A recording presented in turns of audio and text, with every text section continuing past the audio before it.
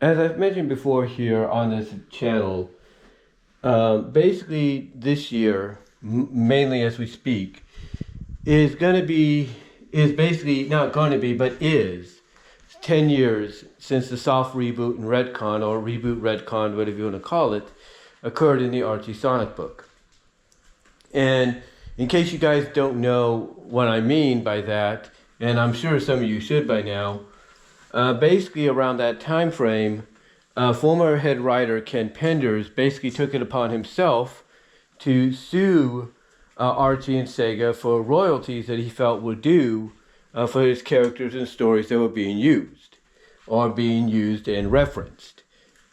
And look, if someone feels that they are being owed, money, royalties, if you will, but they're not getting it, and said company that might, owe him that royalties is not, even acknowledging that, hey, credit to Ken Penders for such and such characters, let's say in the little credits, if you will, at the beginning or the end of a comic, if that person feels that, hey, they're being disrespected because they're not getting what they're owed, then yeah, they have all the right to want to have that money given back to them.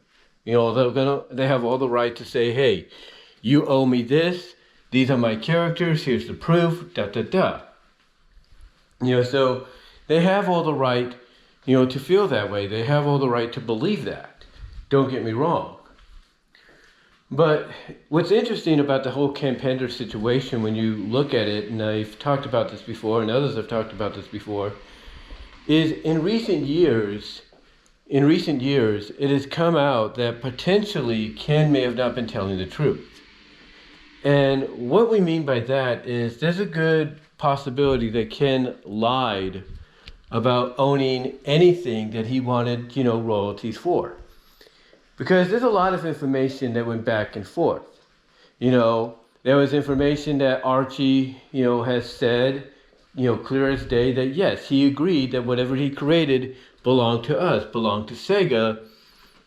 But unfortunately, the evidence they showed of that wasn't good enough because, Ken argued that, hey, this could have been a forgery. We don't know if this is real or not, and it's photographic. And look, he has a right to, believe that. He has a right to feel that way. And the court does have a right to kind of agree with him in that terms, because when you present evidence of, hey, this is the proof, of so-and-so, signing a contract with us or signing an agreement with us, they're going to want actual physical proof, not something photographic. And, in today's day and age, even a decade ago, that's a fact. That is indeed a fact, no matter what. I mean, when you try to apply for something, like let's say you go for a job, and one of the things they need, believe it or not, is your birth certificate, you got to give them the authentic birth certificate, no matter how you feel about it. And that's just a fact. That's just a fact. But, nowadays, though, within this past decade, like I said, a lot of evidence has come out, believe it or not, that kind of shows that maybe he wasn't telling the truth. And maybe he just wanted money for his Lara-Su Chronicles. Because when you really get down to it, it's kind of weird that he's been promoting the Lara-Su Chronicles for so long that we have yet to see anything physically, show itself until now. Because apparently he's releasing a Lara-Su's prologue book, which is going to contain the stories of the initial Mobius 25 years later story arc that he started. I'm not sure if it's going to also include the 30 years later or whatever the case may be. It doesn't sound like it will.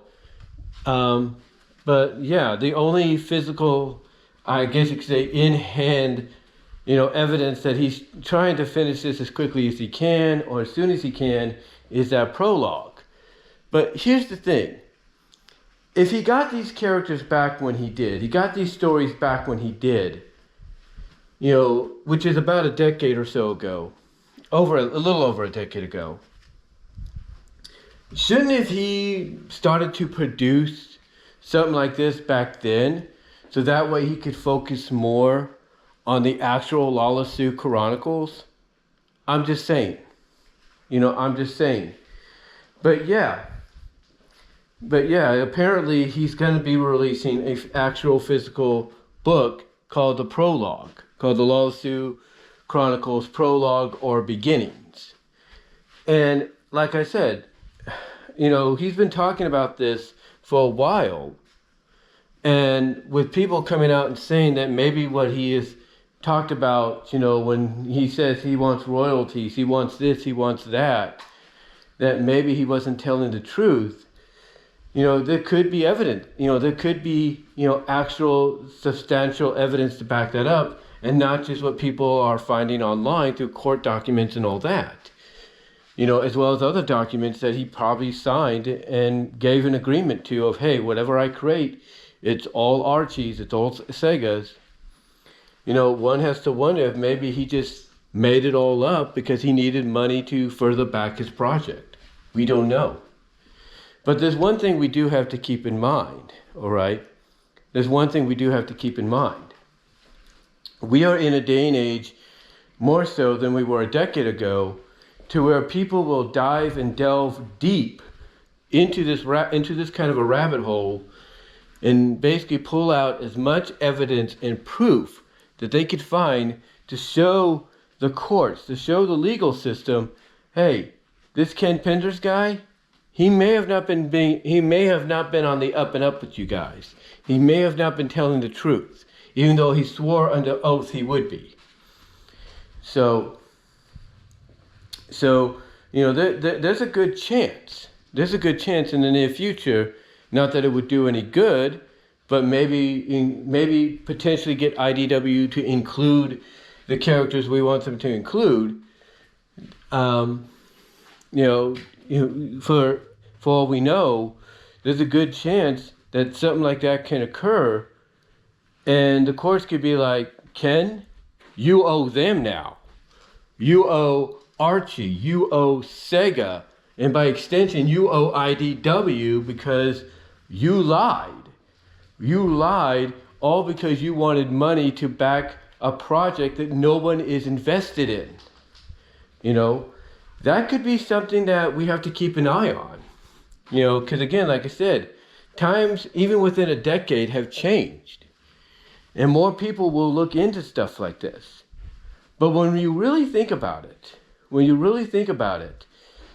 Penders may have, if it comes to pass, that Penders was lying about being owed royalties and about having full control and ownership over these characters and stories, if it comes out that he was lying the entire time, it's not going to look good for him. And it's not going to look good for him, and it's going to basically cause his Lara-Su Chronicles franchise, which he wants to make a franchise apparently, be shelved indefinitely. So if I'm Ken Penders, I keep my eyes and ears open because, for all I know, what I'm trying to push, for what I try and believe I succeeded at, regaining, could be lost to me again. But I just wanted to come out and talk about that, guys.